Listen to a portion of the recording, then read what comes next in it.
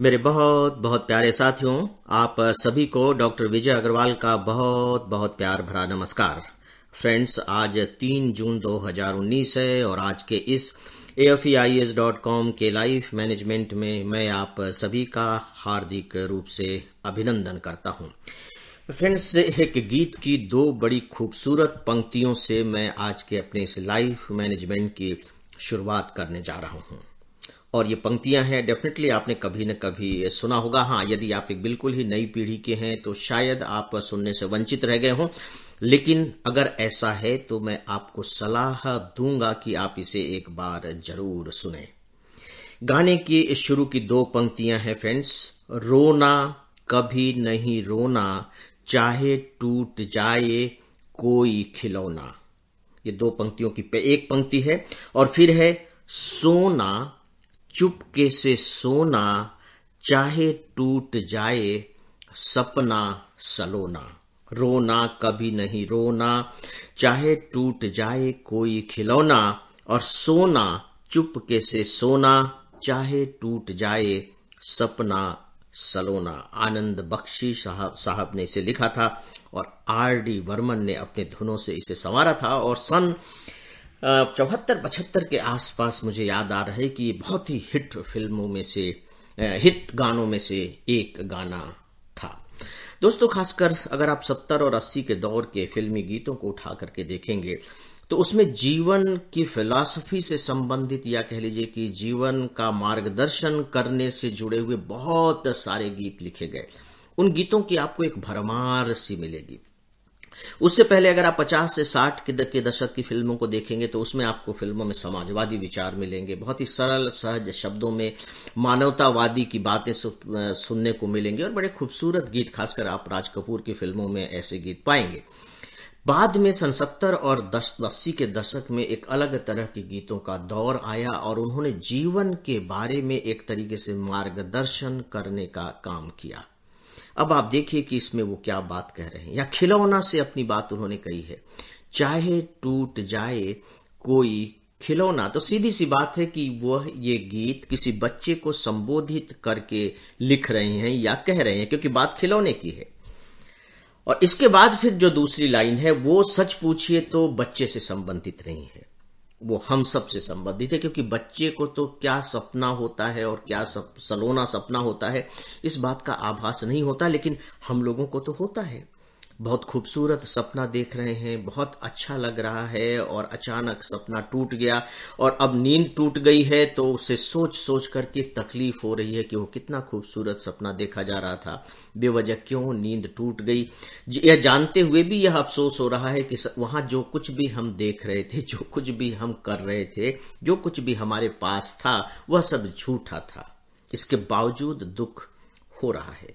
तो देखिए, पहले खिलौने का दूसरे सपना सलोना से क्या संबंध है। पहली बात, जो बच्चा होता है वो सबसे ज्यादा प्रेम किससे कर रहा होता है। देखिए, मां के बाद जो उसका सबसे घनिष्ठ मित्र होता है वो उसके खिलौने ही होते हैं। खिलौनों को वो अपने जैसा पाता है और सबसे बड़ी बात यह है कि खिलौनों के साथ वो रौब दाब गांठ सकता है, जैसा भी चाहे उसको तोड़ सकता है, मरोड़ सकता है, उसका इस्तेमाल कर सकता है, उस पर शासन जमा सकता है। तो खिलौना उसके हृदय के सबसे निकट का, आप कह लीजिए, साथी है। और वह खिलौना अचानक टूट गया, यानी कि उसको तो ऐसा लगता है जैसे कि उसकी तो दुनिया ही लूट गई हो। और फिर वो कहता है कि नहीं, कभी मत रो, रोने की जरूरत नहीं है, चाहे खिलौना ही क्यों न टूट गया हो।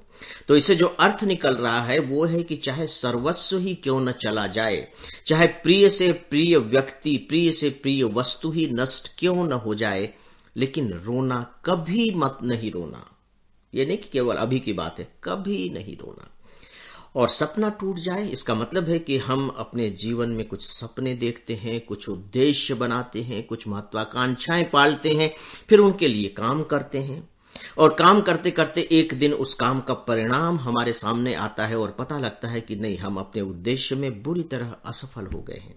अब क्या करें, यह हमारी जिंदगी का एक सपना था और वो सपना टूट गया। यहां भी वो कह रहे कि नहीं, सपना टूट गया तो कोई बात नहीं, कोई फर्क नहीं पड़ता उससे, अभी भी सो जाओ, सोना चुपके से सोना, अपनी नींद खराब मत करो। फिर से सो, फिर से वो सपना आएगा। तो यहां सोना का मतलब क्या है? सपने देखने की फिर से शुरुआत करो, क्योंकि अगर सपने के टूट जाने के दुख को मनाते रहोगे तो फिर नींद उड़ जाएगी, फिर नींद आएगी ही नहीं। नहीं, उसको छोड़ो, दुख को छोड़ो और बहुत ही सुकून की जिंदगी जियो, बहुत सुकून की नींद लो, बहुत आराम से सो जाओ। चुपके से सोना में यही है, देखिए, बहुत आराम से सो जाओ, फिर वो सपना आएगा, वो सलोना सपना फिर से तुम्हारे सपनों में प्रवेश करेगा और तुम्हें आनंद पहुंचाएगा। इसका मतलब है कि अगर एक सपना टूट गया है तो जिंदगी नहीं टूट गई है, जिंदगी को पूर्ण विराम नहीं लग गया है। यहां से एक नए सपने को देखने के अवसर की शुरुआत होती है। मतलब ईश्वर ने आपको ऐसा अवसर दिया है, या जो सपना आपका टूट गया है, इस टूटे हुए सपने के टुकड़ों को जोड़ो, उनको जोड़ करके एक नए सपने का महल तैयार किया जा सकता है और उसके लिए मेहनत करो। याद रखिए कि जो सपना होगा वो टूटेगा ही टूटेगा, चाहे वो कितना भी बेहतर सपना क्यों ना हो। सपने टूटने के लिए ही होते हैं, तो अगर वो टूट गया है तो अफसोस नहीं। लेकिन अगर पूरी की पूरी जिंदगी में एक भी सपना सच हो गया, जो बड़ा सलोना सपना है, जो बड़ा सपना है, तो मान लीजिए कि वो पीछे जितने भी सपने टूटे हुए हैं वो सारे के सारे खंडहर किसी बहुत खूबसूरत इमारत में तब्दील हो जाएंगे। फिर उन टूटे खंडहरों को कोई याद नहीं करेगा, यहां तक कि आप खुद भी याद नहीं करेंगे कि ऐसा कभी कुछ हुआ था। और यदि याद भी करेंगे तो याद रखिए कि बहुत अच्छे भाव से याद करेंगे, उसके प्रति दुश्मनी पाल करके याद नहीं करेंगे। आदमी जब अपने अतीत को याद करता है, ऐसा अतीत जिसने उसको कष्ट दिया, जिसमें उसने दुख झेले, बहुत तकलीफें उठाई, लेकिन आज वो बहुत मजे में है, तो आप देखिए कि वो किस तरीके से अपने उन तकलीफों को बयान करता है। उसकी आंखों में झांक करके देखिए तो वहां उसे ईर्ष्या का भाव नहीं मिलेगा, वहां उसमें द्वेष का भाव नहीं मिलेगा, प्रतिशोध का भाव नहीं मिलेगा, बल्कि कहीं न कहीं गर्व का भाव मिलेगा कि देखो वो सब था, लेकिन कोई बात नहीं, आज ये सब है। तो वह उनको दोष नहीं देता है, बल्कि सच पूछिए तो उनको अपनी ताकत का माध्यम समझता है, एक ब्रिज समझता है कि उन्हीं सबसे चलकर वो इस तट पर पहुंचा है। तो दोस्तों, इस पूरे के पूरे गीत में यही फिलॉसफी व्यक्त की गई है। अब आपको लग रहा होगा कि मैं आज इस पर बात क्यों कर रहा हूं, बहुत से मेरे इस उद्देश्य को समझ गए होंगे, लेकिन फिर भी आइए मैं खुलासा कर देता हूं।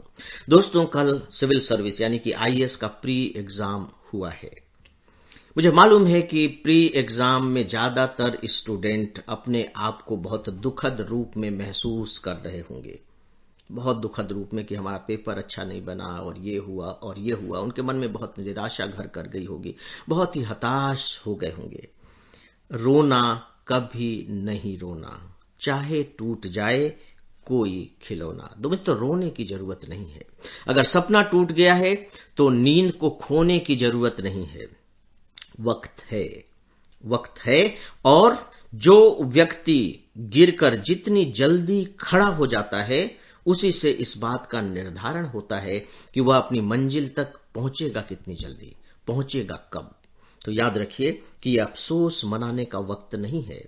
आप गिर चुके हैं, झाड़ पोंछ कर खड़े होइए, अपने घुटनों को तानिए और फिर से सुकून से सोना, चुपके से सोना और फिर से नई शुरुआत कर दीजिए। जिंदगी में यही होता है। अभी गर्मी के दिनों में पेड़ों के पत्ते सूख चुके हैं, ऐसा लगता है कि पेड़ मर चुका है, लेकिन जैसे ही थोड़ी सी बारिश होगी आप देखेंगे कि ये जो पेड़ हैं हरियाली के वस्त्र पहन करके और कितने सुंदर दिखाई देने लगेंगे। जिंदगी भी इसी तरह की है, परवाह करने की बात नहीं। बड़ी यात्राएं मित्रों इसी तरह से पूरी की जाती हैं। तो दोस्तों, आज के लाइफ मैनेजमेंट में बस इतना ही। अब इजाजत चाहूंगा। नमस्कार।